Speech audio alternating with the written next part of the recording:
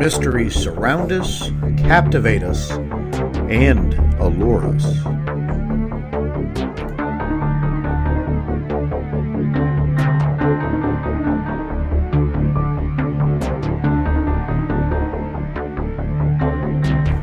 From flying saucers to men in black, upright canine cryptids,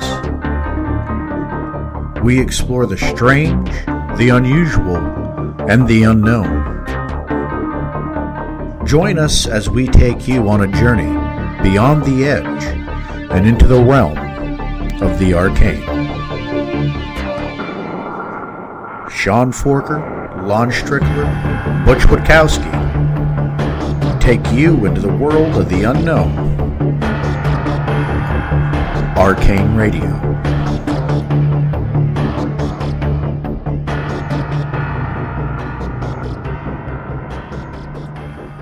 And folks, you're here for Arcane Radio. I'm Sean the Fork Chop Forker. He's Lon Strickler, Butch Witkowski.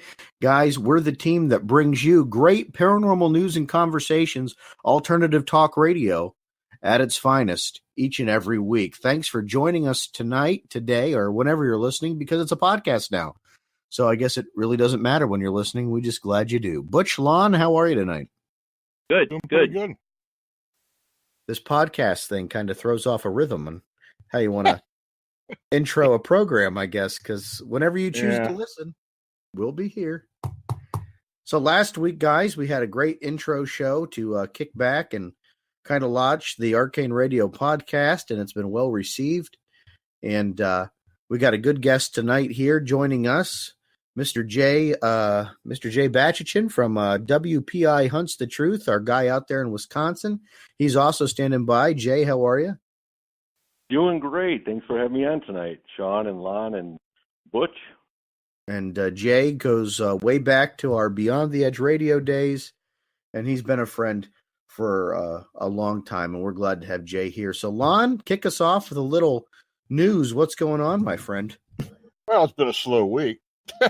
For one thing, there hasn't been a whole lot going on as far as what's going on in Chicago. It's been kind of nil there. It's been like, a week and a half since the last sighting, and I kind of think things are starting to come to a close, but, who knows? Never know when something's going to pop up. And, it's just been kind of slow. I've been just kind of digging up here and there, working on the book, and going from there. When do you think the book's going to be out, ready to go? Oh, God, I don't know. I asked that question on purpose. I'm hoping by the holidays, by Christmas, maybe a little before Christmas, but, I can't really say. We're getting the artwork done. The book's almost written. It's just a matter of getting it edited and getting it published, which we can do that in a week or less. So stay tuned to your Phantoms and Monsters newsletters, folks. Newsletter, not newsletter, newsletter. So as Lon starts promoting it, you'll be able to get out there and get your copy of The Mothman Dynasty by Lon Strickler. And so speaking of digging up things, guys, I've been I told you last week, really getting back into some of these old Bigfoot reports, and I was conferring with our friend Eric Altman earlier this week, and he recommended a guest to me, a gentleman by the name of Andre. His last name escapes me right now, but he wrote a book called Nightmare in the Woods. I don't know if you guys are familiar with it. No. But it's a story of he and his family's habituation situation with Bigfoot in northeastern Pennsylvania, New Jersey area over a period of many years. The book should be at my doorstep tomorrow. Take a gander at that and look through it and see if we can book the guy on the show. Nightmare in the Woods is the name of the book. If you throw it into your Amazon, you'll pull it up there. I'll have to look for it. I'll read it up. We'll go over it, and could be an interesting guest. But yeah, I've been really getting into these Bigfoot sightings, and I've been going way back, guys. Renee DeHinden, John Green, going back days of Fred Beck and the Ape Canyon story. Jeez, we're going back. I've been going back, and there's some reasons why I've been doing this. And I don't know if I'll ever make coherent reasons as to why, but Jay and I touched on it last night just a little bit.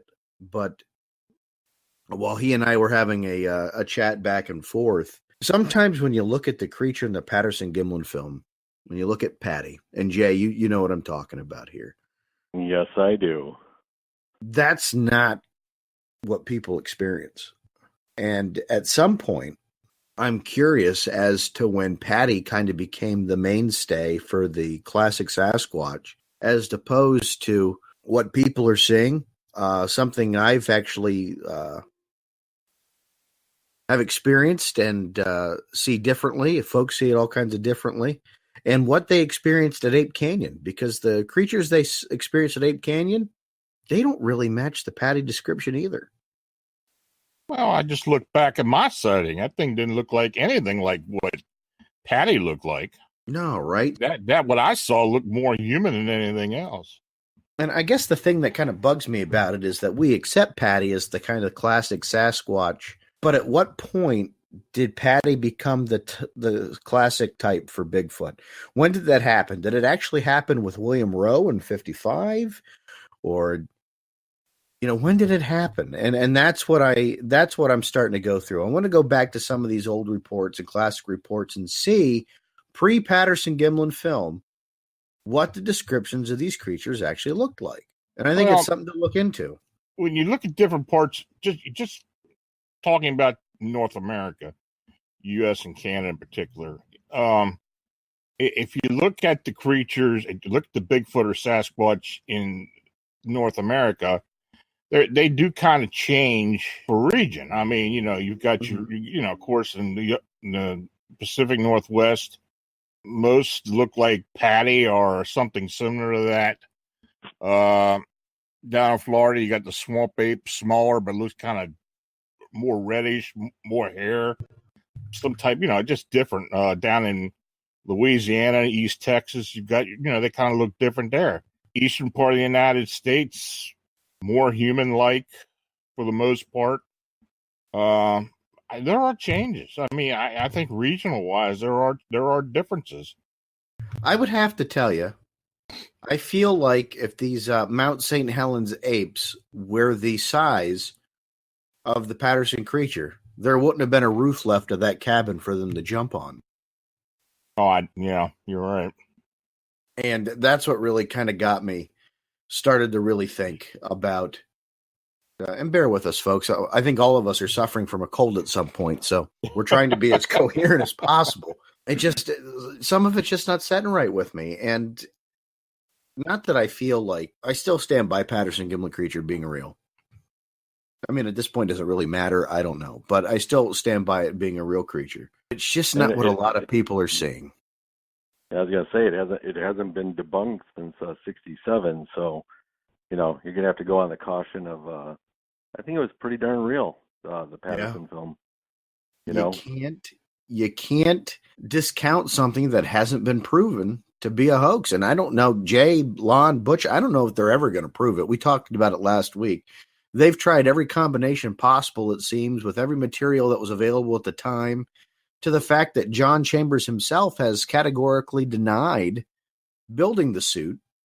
So, where do they go from there? With that being said, what I've experienced and what I've heard more commonly is that, Bigfoot gets a very gorilla-esque type shape, but I'm telling you, I think it may be a little closer to a larger chimp. Again, just like Lon was saying, it all depends on what region you're in, because what I saw back here in southeast Wisconsin in January of this year, honestly, it looked like, when I saw the silhouette of it because it was night, but what I was looking at actually looked like an oversized chimp, like the physique of it, almost the way it was sitting, the way its arms were.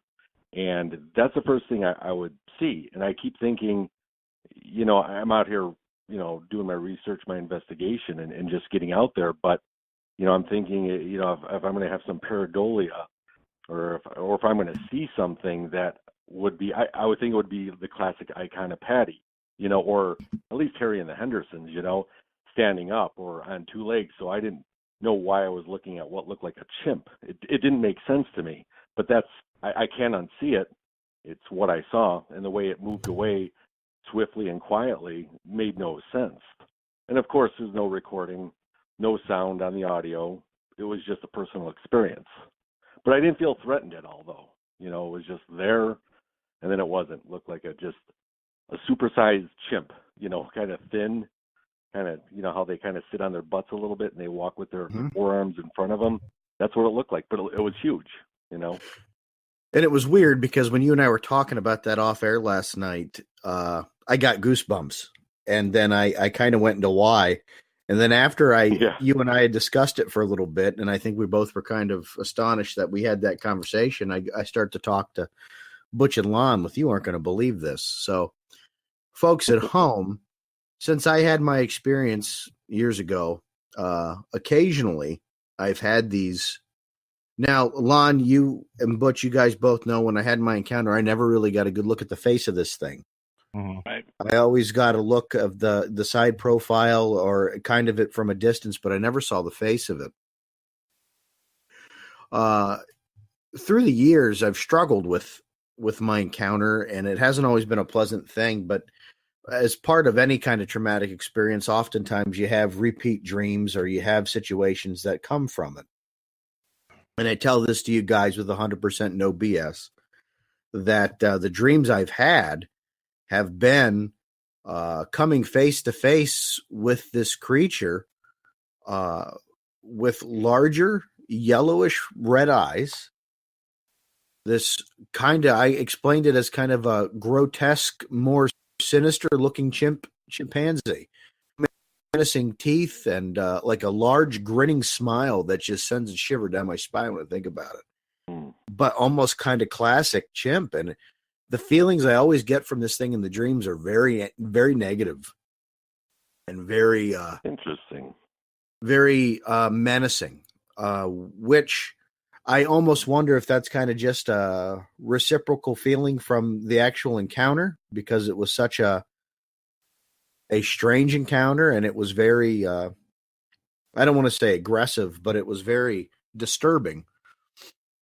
I wonder if that's just kind of mental debris left over from that.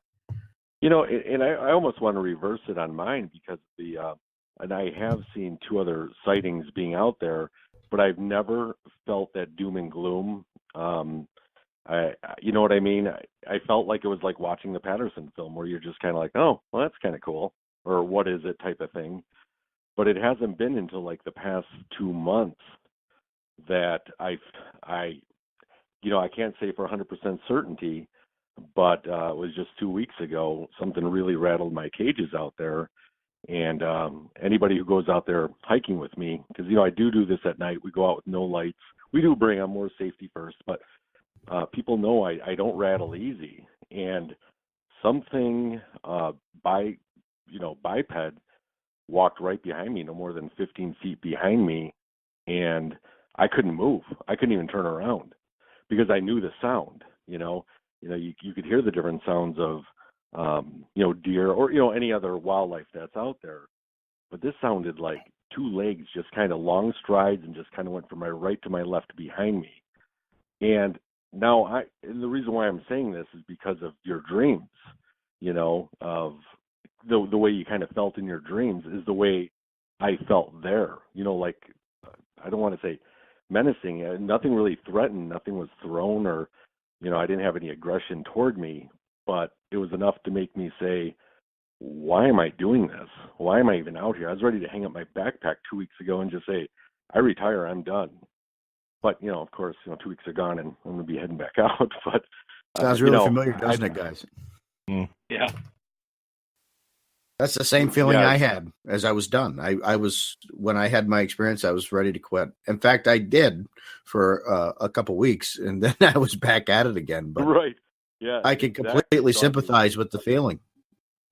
Yeah, and I don't, and actually I was beating myself up a little bit more because I had this fear every day, even at work, just that, that fear in your gut You don't even know why. You're not even thinking about it, but I was spooked, and it was really hard for me because hey, I'm a man's man, right? I'm going to go out and nothing's going to rattle this John Wayne, but it did, and it took me a good week to just kind of get over that part of it. And I mean, I'm getting there again to where I've just got to face the monster, no pun intended, to get back out there. But I don't know why. That was 2 weeks ago, and about 3 weeks before then, something again was no more than 10 feet away from us, and something broke a stick that was almost literally on the ground to my right, and so quiet out there, I never heard anything move after that. So instead of putting the lights on it and being aggressive of what's that, I'm trying to get my thermal together. It's like something's right there. I just want to see it in thermal, and I'm fumbling around with it, and the little piece broke off, and I'm trying to get it on. And I said, if this, a minute and a half later, I said, if this is a horror movie, I would have been dead, But again, that kind of rattled me as well. So I don't know why, out of all these years, I've actually felt a certain calm going out there, and of just recently, a kind of a certain fear, and I'd like to know what that is exactly. That's what I do. But again, is this something that's being put into us? I mean, I have no idea. I'm making such claims about that, but it's just like all of a sudden things have changed. It's the only way I could really put it. So I don't know if you guys have experienced anything like that as well. No, I've heard plenty of people say that. I mean, I've known people that have gone out to certain areas for years and years, just like you have been. And for whatever reason, they have an encounter of some kind that they, in a way, aren't able to really explain. It isn't something that they feel that, or that they thought they would have. They thought if they saw a Bigfoot, they just see it and that would be it. But this was something different. It was more nefarious as far as not really getting a good look at it, but knowing that's what it was. And I think it changes people. Yeah, that's for sure. You talk to people that have these Mothman experiences, not just what's going on in Chicago, but in other areas. And a lot of these people are affected for the rest of their lives. I haven't found that with what's going on out there. It doesn't seem that people are having much residual effect from these sightings, but I know in others that, with a winged humanoid or something like that, it's happened. But it like I said, again, it's happened with people that have had a Bigfoot encounter. And it's not that exactly. It's not like the Bigfoot is aggressive. It's just that there's something about it. And, Butch will tell you too, with these upright canine sightings, people, right, they've been spooked too, So, well, and I was just gonna say, I'm just 10 minutes south of Bray Road here in Elkhorn, right? And so it's definitely another one of my patrolling sites, so to speak. But so there has been sightings just even south of the Kettle, and there are a lot of people that are just kind of saying, well, maybe it wasn't the big guy after all, because there have been sightings just south of the Kettle. So I don't know if there's actually a territory that Sasquatch stays, Dogman stays. I really don't know, but a lot of people that I've talked to and witnesses of saying that they felt nothing but pure evil whenever they saw like a Dogman encounter. Just that, like we're almost talking about the fear. And so when this was going on, I'm thinking, well, 2 weeks ago, was it the big guy, or was it the big dog? Because we're just touching the tip of the iceberg with everything that's been gone out there with the glowing red eyes. This was a Kettle Moraine. Yeah, this was in the Kettle Moraine. Well, I figured that. That place has a reputation for a lot of weird stuff anyway. I mean, just ask Linda; she'll tell you. She had a pretty harrowing experience not long ago as well. Oh, so, definitely. I don't know. Maybe something's going on out there. Well, there's been in the same area that I've been going to over 4 years straight. We've had, I mean, besides, the light orbs out there, the red eyes, the sticks and the rocks being thrown at us from out in the woods, with no good vantage point of any person. At least they'd be dead accurate or pure 100% luck. But there's been 2 instances that with 2 different investigators, Mary Marshall and Sanjay, we were out there 2 different times, and we've had 2 different time losses. One was 20 minutes, one was an hour and a half. And it's just something that I can't explain. I couldn't even prove it. We know from the time of getting out there and the time getting back on what the difference in the time was. And that's only happened twice. And again, this is the same area where I just had whatever walked behind me. Yeah. All of a sudden I'm thinking, Dogman, am I, alien base underneath. I mean, the thoughts just go through my head of there's just weird stuff going on out there. Well, like I said, it's got that reputation. And of course, you had the situation out there before with kind of you being disoriented or something happening, and I've heard other people talk about it as well. You said something about the orbs. This is a phenomena that's just really starting to pick up around here. Right. For the last why few years. Why is it right? I was where these orbs are showing up where Bigfoot sightings are. Now, Stan's been talking about that for years out in the Chestnut Ridge with these orbs showing up, as far as with other activity. But overall, you hear more and more of these orb sightings in areas where Bigfoot has been seen. Right. What's that all about? Well, and the thing is, I'm not, and I've always said this about what I do. I'm not an author. I don't make movies, or I guess I do for Facebook for fun. But you know what I mean? I'm actually going out there, not even trying to prove it to the world. This is just kind of a personal quest, or other like-minded researchers that actually follow it, that actually follow what I do. But that's my main purpose. I tell people, people are like, you trying to, get out there and, document, Bigfoot and try to prove it. And I'm like, no, actually, I'm trying to make contact. As crazy as that sounds, I'm like, you know what? Hey, Jane Goodall did it, right? With the chimps. Sorry about that, Sean, with the chimps. No, that's fun. But you know what I'm saying? It's kind of like, everyone's like, you just like going out and get the encounter. And I'm like, no, I don't really want any more sticks or rocks thrown at me. I don't want any more peering red eyes just looking at me. Again, non-threatening. I want to know what this stuff is, and the only way to do it is to be out there. And, I figure if these, if Sasquatch is intelligent, I'm trying to create a trust out there, and I'm just going to keep doing it until it happens. So, maybe that trust was getting closer 2 weeks ago, and I'm just not ready for it yet. And somebody brought that to my attention when I froze and couldn't move. So can you imagine if I actually saw it? I wouldn't be able to move. How am I going to, say, hey, how are you doing? My name's Jay. They probably already know that, but it's definitely a crazy thing to do out there. That's actually my quest right now, is actually, hunt the truth, is make contact. That's what I got to do. Well, I applaud you on that step. It's been a while since I've really gone deep into an investigation myself. I think I need to get back into it for my own confidence sake. I think at this point, going to incorporate this into kind of like a researcher's discussion here, because everybody in this call, we all investigate actively. I'm done trying to prove to the world that this thing exists, like you said, Jay. I'm done with that. Like people either at this point believe or they don't.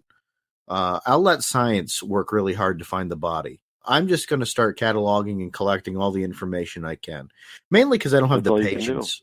I don't have the patience for the naysayers and the debaters and everybody that wants to argue over 50-year-old films and 60-year-old footprints. And I'm more interested in what we can do today. You're out there trying to make contact, man. I applaud that, because that takes balls. I don't know if I could do that at this point, but I want to start documenting everything I can and start talking to people and seeing similarities in the feeling. And I wonder that once we've had that encounter, that feeling, are we going to recognize that again as it happens? Can that be now almost like a biological red alert when we come close to something again?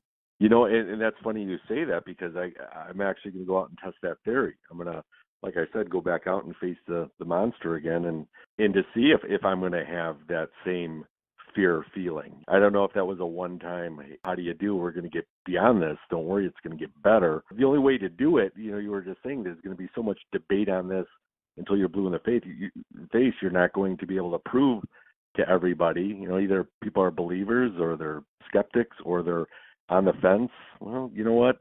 Different strokes for different folks out there. But, you know, the way I look at it is the only way to hunt the truth is to get out there and to get out in the field and you know, get away from the television or just, sit, you know what I mean? Just sitting down and reading what other people have done. Get out there and do it. You know, I know you said it's ballsy, but, you know, when I couldn't move 2 weeks ago, I didn't know how much balls I had. You know, I kind of felt like that little kid, you know, where I'm just like, mommy, get me out of here. I don't know what came over me, but you know, like you were saying, Sean, then all of a sudden you kind of calm down, you know what I mean, after a couple weeks, and then you're just ready to do it again. I enjoy hiking. I just love going out there. You know, I had Eric Altman came out in the beginning part of September, and you know, I took him on a tour of Bray Road, and we actually went out to one of my research grounds, and the second we walk, you know, get out of the car, we smell that rotted, dead flesh, which is, again, something that's kind of peaking up a little bit more. And the odd thing about that was, you know, you're thinking maybe roadkill or just a dead kill, you know. I mean, mice smell in your house if they die, right?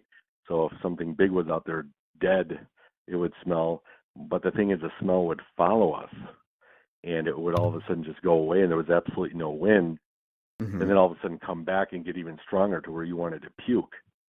And this was Eric's first time here in Wisconsin and here in the Kettle, and it was within the first 15 minutes of getting out of the car. Again, you know, is something approaching me when I'm thinking contact? I guess I am kind of thinking Harry and the Hendersons and how you doing, Harry? Let me hit you under your chin, you know, versus, you know, something putting the fear in you or, you know, alerting you with a smell. I don't know. I mean, that's the best part of it is there's no wrong or right answer to this, but I'm hoping to find an answer. And, you know, and then I'm hoping to share it with you guys. You know what I mean? I'm not going to try to prove it to anybody because I'm already a nut job at work. People know what I do. You know, here's Jay. He looks for Bigfoot. And I said, don't forget leprechauns and unicorns. But, I have fun with it you too. know, I'm the crazy Bigfoot guy. You wear it with a badge of honor because at the end of the day, I always say it beats bowling. That's ooh, my I like retort. it. Did you beats patent bowling. that, or can I use it? No, go ahead. Feel free to use that one. Make it a T-shirt, All right, and we beats can just bowling. wear it. Ooh, It beats yeah. bowling. The more and more I hear about all this stuff, just from people like you or other investigators or just normal people, some of the things that they experience as far as any type of cryptid, I mean, it become more apparent to me that these things have the ability to come in and out. I mean, they're moving in and out somewhere. They are just not there all the time. Can I ask you something, Lon and Butch, since you guys are so well versed with the upright canine? I was off a side street of Bray Road. It was in that area. This was 3 years ago, and it was about 1 a.m. And I was coming home from the Kettle, and that's about 10 minutes north of Bray. So I'm driving down there, and I'm only doing 15 miles an hour because I really just kind of want to soak it in, you know, the drive. To my left, out of nowhere, or maybe it was always there, there's like kind of an open field, then a ditch right by the road. And so right between the ditch and the road looked like, and this is weird, so hear me out, I'm already crazy, right? It looked like an upright wolf looking up into the sky with its hands up and not moving. And it was almost, this is going to sound crazy, it almost looked two-dimensional when I first saw it. And again, I was only doing 15 miles an hour, and so when I peeked up to my left, it's like I hit my brakes, and I was already about 5 or 6 feet ahead of what I just saw, and I immediately put it in reverse and kind of, you know, backed up and turned right towards it, and there was nothing there. So I'm thinking, was it just a late night? I don't know. But again, it was really weird. It was there and then it wasn't. So you were just talking about these things kind of coming in and out of our existence. I don't know if you guys have heard of any reports like that, to where, especially the two-dimensional part. That's what's weird is, if somebody put up, one of those Bigfoot, cutouts of the wood. Right. Like if you were to look at that, it looked two-dimensional. And, like I said, I passed it backed up, looked, there was nothing there. So I don't know. It was really weird. And it was literally no more than 500 yards from where Bray Road is. It was a side road. Well, in our first report, Jay, back in 2014, where the gentleman's walking his dogs and this thing comes out of the woods and walks across in front of him and goes on the other side of the woods over a small road. He never paid any attention to the witness or the dogs, which were trying to rip and tear, to get away from the guy to get to it. It was like they didn't exist, or either the creature did not see them or thought that it did not see him. And another thing that's happened in the last, I believe, 2 reports, where we have a hunter in a tree stand, and he's watching some deer at the end of the field, and some creatures run out on him. One goes after the deer, and he's downwind, so the other one kind of gets his wind and heads up toward him, and he's like 50 to 100 yards away from the tree stand, looking up at the guy growling. That's the first time we had that happen. And then the second that's weird is we had a ranger and his buddy go check out a new walking path that they're putting in one of our state parks, and it's about 70% clean and finished, and all they're doing is clearing it out and making it wide enough for like 4 people to walk shoulder to shoulder. So they just wanted to see, how they were coming along with it. And the minute they got on the trail, Ranger said something was following us. It was to our right. It was behind us. He turned around and looked. He didn't see anything. But he would stop every now and then, and it would stop. And then they got to the end of it where the construction stopped and still needs to go on. And they turned around and go back, and now it's on the right side of them again, but it's on the other side of the road. So as he goes forward, he just decides he's going to stop and see what it is. His first thoughts was it was a deer. It could have been a bear. He was armed, so he wasn't afraid of anything. But he stops, and he turns around to look, and there it stands in the middle of the road. A bipedal, really 8.5 to 10 foot tall wolf. Wow. He stared at it. It stared at him. He said to his buddy, "Let's get back to the car." So they head back to the small parking area that's being built there for the walkers. And as he comes down this little slope to get to the pickup truck, he looks up in the tree line, and there it stands looking at him. And he never heard it pass him. Yeah, so it's almost like they're moving through something. I guess that's kind of a vague statement. They're moving through something, but I don't want to say like teleportation or something, or walking in and out of our existence, like a doorway or something. But it's like that. You were just talking about being able to see it, or what I saw was a 2-dimensional. But most out of times, just like in the Kettle area, there have been some Dogman sightings in the Kettle area, of course, and also Sasquatch. But just about a couple weeks before Eric came out, so this was in August, we were out there near twilight, and you get that feeling of being that watched feeling, but it's really strong. And I actually turned around and looked like something like a massive shimmer. That's the only way I could really put it. And it was literally right behind me, to where it looked like just a bunch of I don't know. And I'm trying to refrain from saying Arnold's Predator, the movie.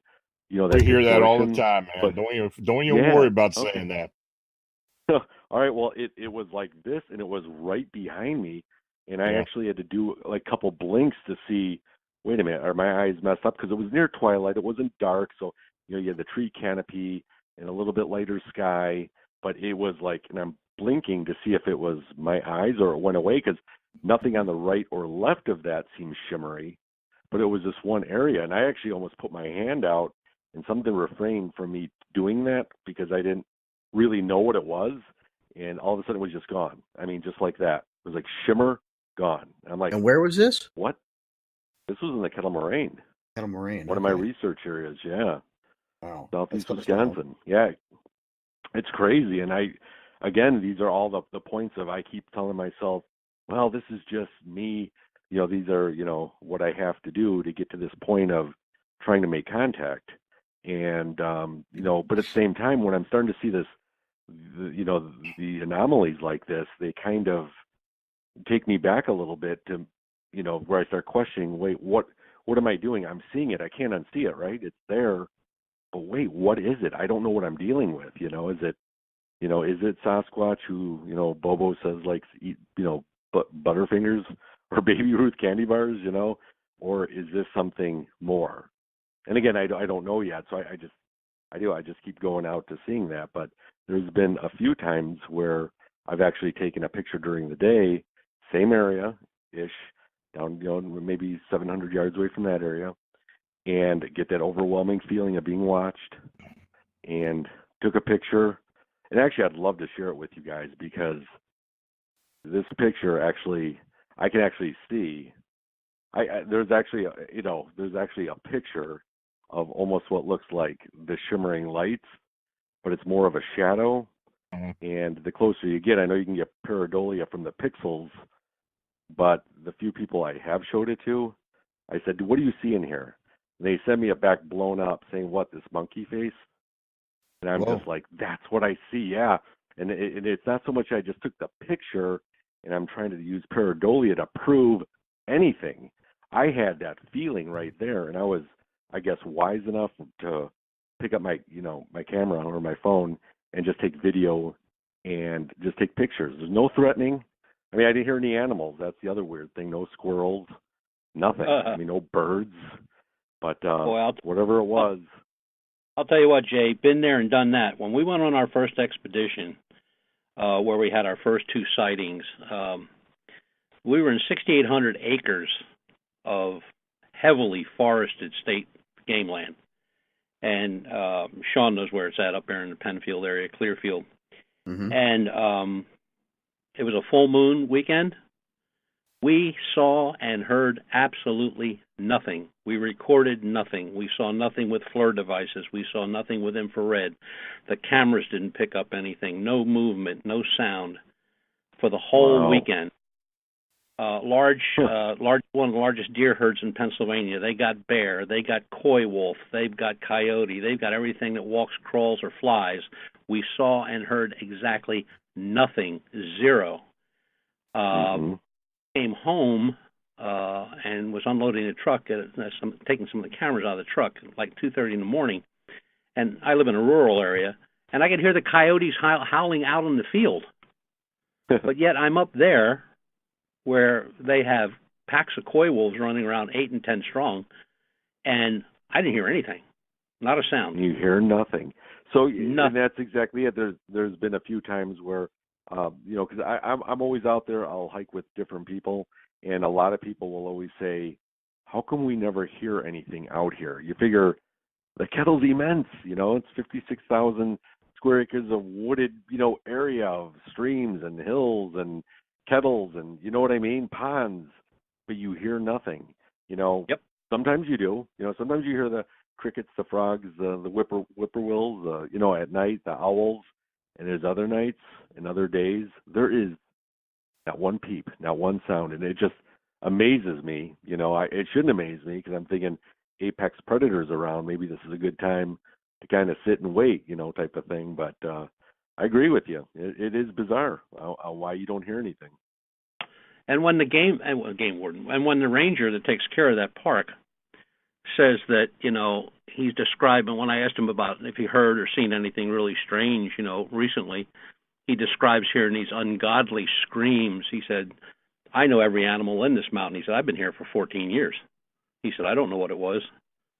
And he said, sounded like it was down by the swamp area. He said, but you're in a valley, you're on a mountain, so the sound could go and come from any direction. Mm-hmm. And I asked him, I said, well, when did it happen? Actually, it happened 2 weeks before we had our first sighting. Really? I've never heard the screams out here yet, but yeah, wow. It's just so bizarre. I mean, and I often thought, well, maybe people are seeing something like a Bigfoot.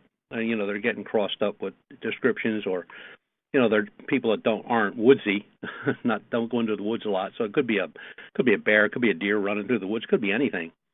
But when out of all these reports, and I think it's 26 now, not one describes anything any different than the other. A lady watches it for almost 15 minutes at a pond outside of her front door, 30 feet, 40 feet from the house. I mean, we were there. I mean, I stood on the porch. I mean, you can't miss it. And it just was standing there staring into the pond on a full moon. Didn't do anything, wow. Didn't move. It just kept staring into the water. So, was it the first time maybe it saw its own reflection? Or did it think it was, like some long-lost family member? Or whatever. Or did it even know that she was there because it was not really technically here yet? You know what I mean? Maybe. Yeah. And she said it never turned toward her. It never made a sound. It just stood there. And after a while, she started to get a little fearful. And she went inside, closed the door very quietly, woke up her husband. Husband gets a gun, goes to the door, and it's gone. But when I said, because she looked at it the longest of anybody, and I said, can you describe it? And she described it right to the T. I mean, we haven't had only one report of something on all fours that shouldn't have been, and that was up in Tuscarora. But when you look at the reports, when we first started researching going backwards, in I think it was 1868, in Erie, Pennsylvania, in an old newspaper called the Erie Gazette, which is way gone and past, a farmer has an encounter on his farm with something trying to chase down cattle. And he describes exactly what I'm getting here in 2014, 15, 16, and 17. To the T. So I often say when, people say, what do you think it is? First of all, I don't know. Second of all, I think it's been around for a long, long time, a relic. Mm-hmm. And and when it's seen, it doesn't run, it doesn't hide, it makes itself in plain sight. And you're in some cases we had, the one hunter was like 20 feet away from it in some mountain laurel. It just keeps staring you down. We've had people that had guns, just had the feeling, or they were being told don't shoot, or just leave. Intense feelings of fear, and if I stick around here, I'm going to die. And right. They got a gun in there. That's the last thing on their mind, to use the gun. They just want to get back to their vehicle and get the hell out of there. So, right. I don't understand, I guess, because I'm kind of new to this cryptozoology stuff. You got to give me a break there. One of the things that I found is that some of these terrors that people go through with the Dogman or the bipedal canine wolf-type creature, those encounters I don't see in the Bigfoot realm, where they'll come face to face with it. It'll be close by, or like in your case, it was right behind you, or in Sean's case, it was right in front of him. And you have all that stuff. You have the fear, you have the foreboding, you have the I want to leave, I want to get out of here, I want to find another hobby. In this case, bowling. It's different. To me, as kind of a newbie to this, it just seems different that the reports I read of Bigfoot and the encounters, although some of them are pretty scary, when I read yours, I got a little nervous, and because I have the same thing. What do I do if I do come up with one of these? Right. I got an 8 foot or 10 foot tall bipedal wolf-like canine running at me. What do I do? Yell sit? Well, and the thing is, going into it, and I agree with you on this, but it's like a lot of people say, "Am I packing when I'm going out there?" I'm going to honestly say I don't, and there's a reason why I don't. I do have other safety precautions. Yeah, we do. I do. Yeah, but at the same time, when I'm going out there, I feel like I'm going into someone's house. Yep. And basically, when I'm going out with some newbies that want to, go out with me, I say, all right, we're not going out with lights. Why? They're asking. Why? It's dark. We need light. And I said, okay, for example, we're standing here on the trail and we have the lights off, and all of a sudden you see 3 flashlights way at the end of the trail, and they're getting bigger as they're coming towards us. What do? everyone's reaction is, well, I'd turn, walk the other way or hide. And I said, exactly. So when I go in and approach going into the woods, I don't want to be the intimidating factor of bright flashlights and to be able to spook something out. So if I need light, I have a real low red light for safety's sake, but otherwise we're 100% dark. So it's like once you get to your spot, but at the same time I'm thinking, a Bigfoot, what is it? Is it a human? Is it an animal? I mean, we really don't know. We all have our theories. But I'm thinking if it is part of both, then, can they sense the fear? Just like, a dog. A dog can sense your fear right when you walk in. And so at that point, I don't want to walk into their house with lights and knowing I'm packing, because we don't know if they can sense, hey, this guy feels safe. He must have a weapon. Because again, I'm trying to do more of the contact than just the encounter. But at the same time, you got to play it smart because you got other things in the woods. We got cougars, coyotes, wolves. Yeah. And same thing here. Exactly. So whoever I go out with, I make sure they've got my back just like I've got theirs. We use non-lethal weapons. They're air compressed, just like the police use in a riot. Yeah. Shoot a rubber ball or a dust ball or a water ball, and that's really only for coyote and stuff like that. Of course, you've got to. I mean, you can't go out there blindly and just say, "All right, Mr. Bigfoot, I'm not packing. I'm not Rambo." You walk, like you were saying, any other wildlife, or hey, how about another person? If I'm out there, by percentage wise, there could be somebody else out there with me too. And I don't want to run into the wrong people. I just find it so strange that, and you guys have way more experience than I do in this, but and I kind of stick to the bipedal. I don't really, other than self-interest, get into the Bigfoot stuff. One of the things that often intrigues me is the descriptions that I read in reports, and some are so far off the wall. I mean, wow. And then other ones, you sit back in the chair at the desk and you look at it and you're going like, holy crap. I mean, these people had an experience that they're probably never, ever going to forget, just like you guys won't. And although I haven't had that experience yet, if it does happen, I'm probably going to be in the same boat with you guys. We'll do a support group. Well, I won't put the truck up for sale, let's put it that way. Good. It's amazing, after reading so many Bigfoot reports and so many reports on werewolves and bipedals and all these kind of creatures out there, that to be an absolute ass, you would have to say that thousands upon thousands upon thousands of people are absolute liars, and that is just impossible. Period. Yeah. What are they gaining from it as well? That's my biggest thing, is that okay, so they're going to make a paranormal wire somewhere on a blog somewhere, and I understand in the on the cryptid side of things that might be a big deal, but at the same time, it's not making them famous anywhere else. No. I mean, this field, we're crazy, right? So the straights, I call them, kind of look at it saying, well, why even go on that limb and say that's what you saw? You know what I mean? Yeah, just like you exactly. were saying, they can't all be liars. I definitely believe in misidentification. Going out looking for Bigfoot and seeing something that you couldn't identify, saying that had to have been Bigfoot. I can see those, but not the up close and personal ones. Just like Sean, you got a good look, even though you might not have seen the total face. You saw it. You can't unsee that. And there's a seasoned retired police officer who's been on many TV shows, and they were here in Pennsylvania at an archaeological site looking into some things going on up there, strange lights in the woods and stuff like that.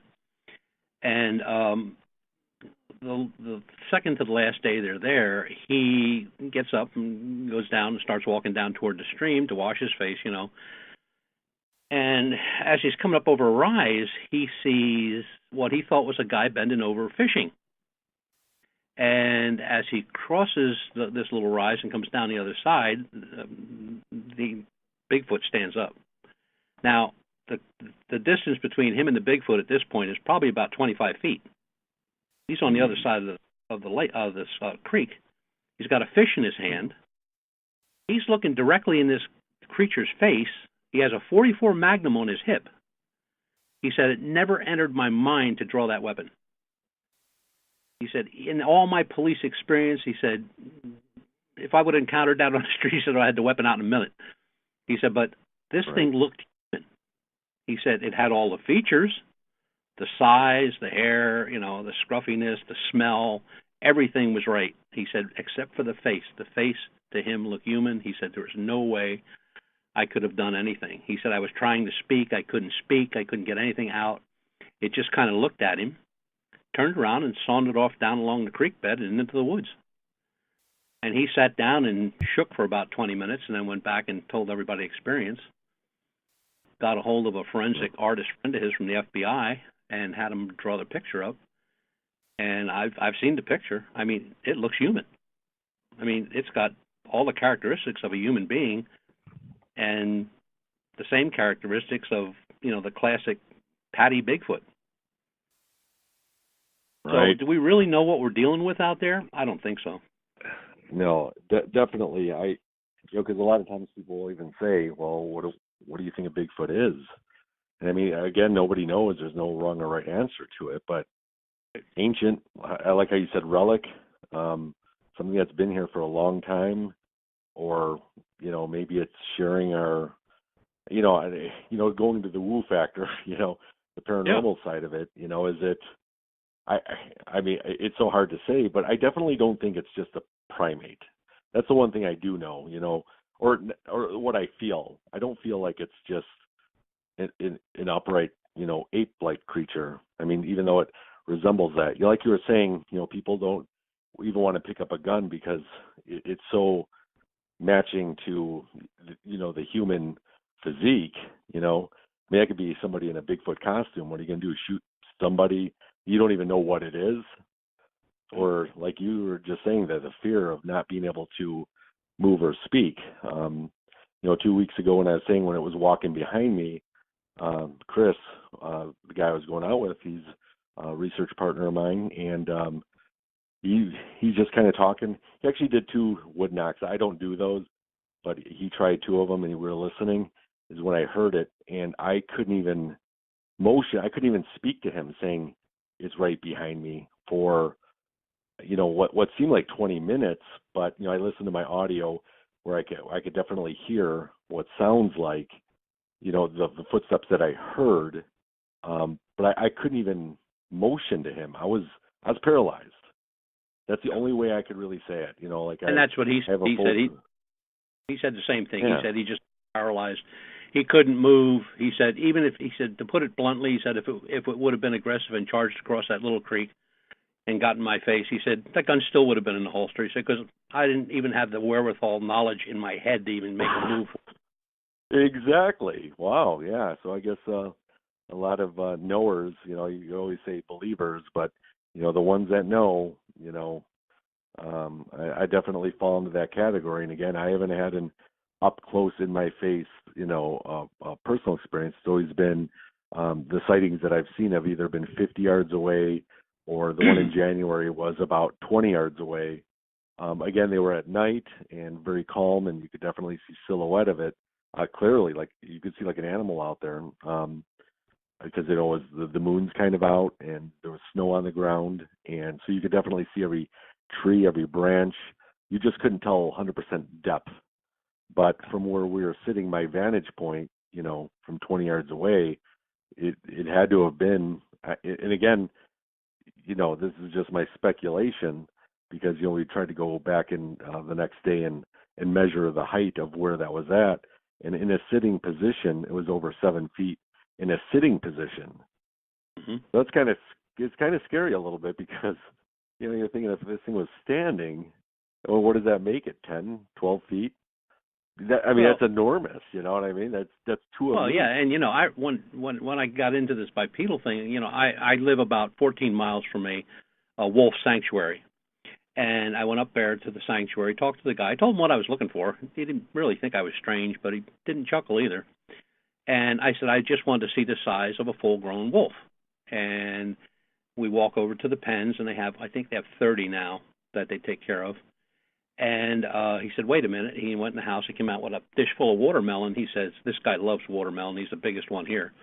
So he calls this wolf up to the fence with the watermelon, and I'm standing on the other side of the fence. He said, now, I'll hold the watermelon above you, and then I'll bring it down.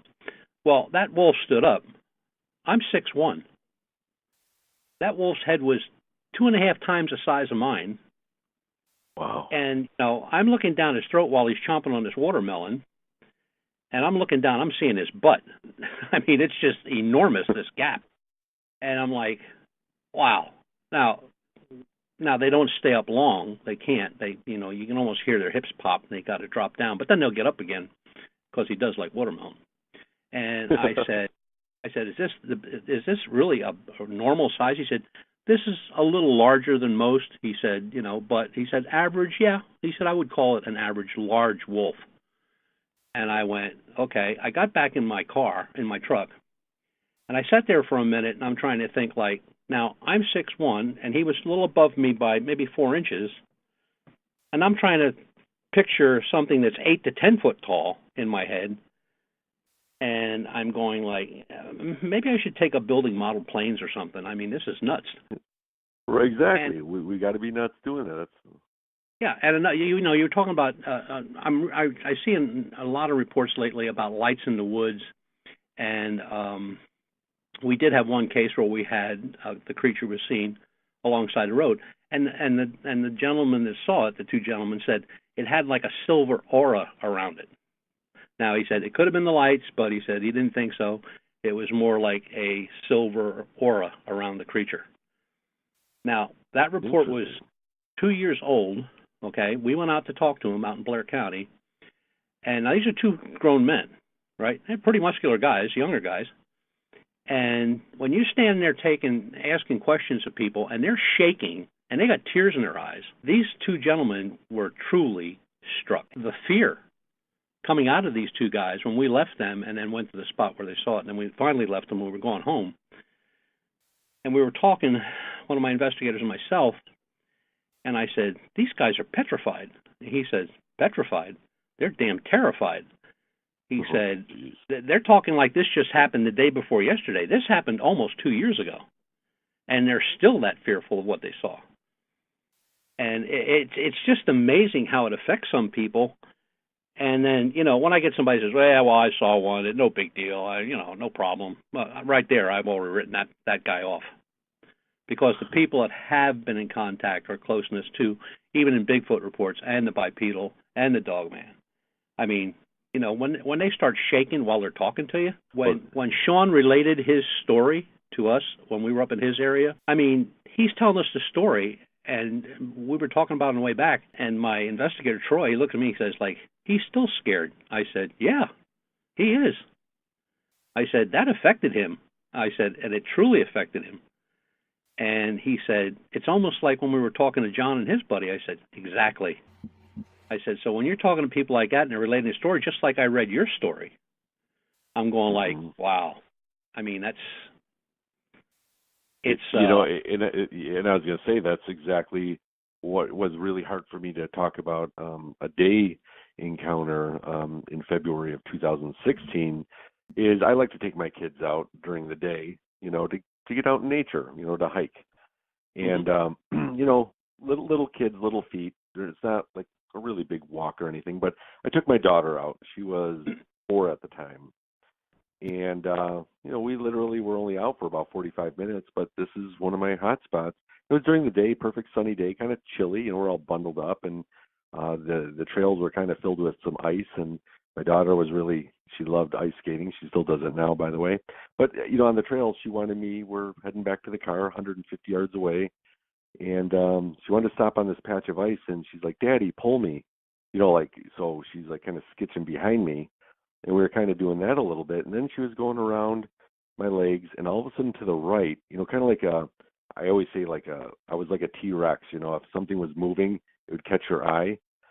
And something moved to my right through these pines, probably about 50 yards away. And as I turned to my right to look through there. Now, some of these pines are, they're all cut up to about 30 feet because it's like kind of the beginning of the park. So it's, that nice, perfect, you can see right through to the other side. And I saw something auburn to my right, and it jetted so fast to the left that it actually blocked out some of the trees, but it was gone before I could see it. It was almost moved as fast as a fly.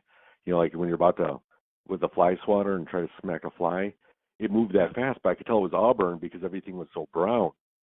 And then the fear really got over me because just like you were talking about the report with the fishermen, across the stream like that, to where I'm all of a sudden thinking, wait a minute, if that thing moved that fast, no matter what I had, even if I had a gun at me, I'd have no time to react. And here's my daughter just, going around my legs on the ice and everything, and I'm like, what am I doing? And the fear just, oh man, it was tough for me to talk about that story for a while because I was shaken up of, am I putting my kids in jeopardy of something more so than just the normal wildlife.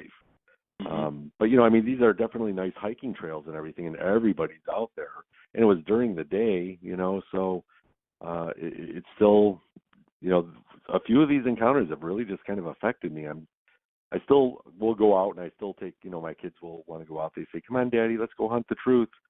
And they got their little backpacks and, just, they're like chips off my old shoulders, the next generation of researchers. And, we'll go out there and pack a lunch and, just, have a good time. So, but it's still, there are just some things out there I cannot explain what they are, day or night. Yeah. I'm hoping to get closer to it though. And a death wish. Yeah, but it's one of those things where I've come to that point where, and I did with UFOs for a long time. I just have to know. It doesn't matter. I'm not writing a book. I'm not making a movie, anything like that. I just want to know. I want to see. I want to at least get it on film or FLIR or something to prove that it does exist. And exactly. People find that hard to believe. They say, well, you find something like that or you get that on film or whatever, well, you're going to be rich. And I'm going like, I don't really care. I'm retired. but then I always look at it saying, well, how much of that is going to, I feel sorry for the person who's going to actually catch the clearest shot of a Sasquatch, because it's just like, how Bob Gimlin talks about, you're going to get your 50-50, or, you divide it up and saying the people that believe say that is a Sasquatch, you got it. And the others are going to be, that is too clear. That's too clear. That's definitely CGI or something else. So you're never going to win ever. I think there was a picture that intrigued me, and I should say about Bob Gimlin, that it was taken up in the northern Washington State area. And the guy's a professional photographer. He's all kind of like a Bigfoot buff, not a researcher, just a buff. And he went to an area where there were some reports, sightings that were posted on a blog or something. I don't know, but it was close to where he lived. So this guy takes like really good cameras. We have all Nikons and Canons, and he's the same way. He had a really good Nikon camera, and he gets out there and he sets all up, and he sees something on a path, on a kind of small trail, and he takes the shot, and he takes another shot, and he takes another shot, and then it walks away. He can't get any more shots. So he gets back and he's looking at these shots, and this is what, when people say about interdimensional, I don't really say yay, nay. I just kind of keep an open mind on that. You could out the stems on the leaves of the trees on both sides of this object that he focused on. Yet the object itself, although it does look like some type of bipedal creature, it's blurred to hell. But behind it, the shot is still clear, where you can make out birch trees from pine trees. But the object that he focused on and shot is blurred. So when people say about the interdimensional, or, just whatever they call it now, I don't boo-hoo that because, I looked at that photograph and, I ran it through CS6, Photoshop, a couple times, layered it and everything else. It's a perfect shot. I mean, it was a 300 by 700 meter lens, and everything was perfectly in focus. I mean, perfect. You could see berries on little bushes. Right. But that object in the middle of that path was just blurred beyond belief. You could see it. Yeah. You could differentiate it from everything else. You could see that, it was walking. It was taking a step. You could see the arms. You could make out sort of the head. But it was just blurred like it was just a bad photograph with a cheap camera. Yeah. Well, actually, I think that a lot of people have caught something on trail cams. But again, I just don't think they photograph well or don't photograph. I don't want to use the whole vampire in a mirror type of thing, but, maybe there is something to that. Maybe people are getting it. I know there's always those funny memes out there saying, what if Bigfoot was really just blurry? So even if you took a still shot of it, it's always going to be blurry. But, I mean, again, there's something to it. I've tried the trail cam just because I need to cross those off my list of what I need to try and research. But I don't know, and I agree with you. There's been a lot of people that take outstanding pictures that actually still remain blurry, except for Todd Standing, of course. Those always seem to be super clear. Yeah. Well, I don't even talk about that guy. It's the way you pose the sub. Exactly. And, it's funny because a lot of people will send me things saying, well, I know this is Todd Standing, but, what do you think of this? And it's always like, I could really say just because of the name. And like you said, the way he presents it, it's already a hoax. I mean, I don't even have to look at it. But Ewoks. Sometimes, Ewok. Yeah. I mean, I've seen so many different ones that either look like Chewbacca or like Gimli from Lord of the Rings. I mean, they're always so different, and I'm just like, man, that's got to be some good makeup, or because you can't. It's too clear, just like the blinking one behind the tree where it looks like animatronics. Mm-hmm. You know what I'm talking about? The one that looks like Chewbacca. So. Well, the only thing as researchers we can do is go out and do what we do. I mean, if we're lucky enough to get that good shot on a FLIR or video FLIR or whatever we're using to prove that there's something there. Mm-hmm. That's it. I mean, they ain't like, I'll see one of those wolves and say, hey, get in the back of the truck. I'm going to take you home and show you the old lady. It's not going to happen. But I guess it's the folks out there that have all the answers. And I say this a lot. I don't bump into them in the woods. Matter of fact, I never see them in the woods. Mm-hmm. But they talk up a storm, and that kind of just rubs me the wrong way. But I guess that comes with the territory. Yeah. Why did these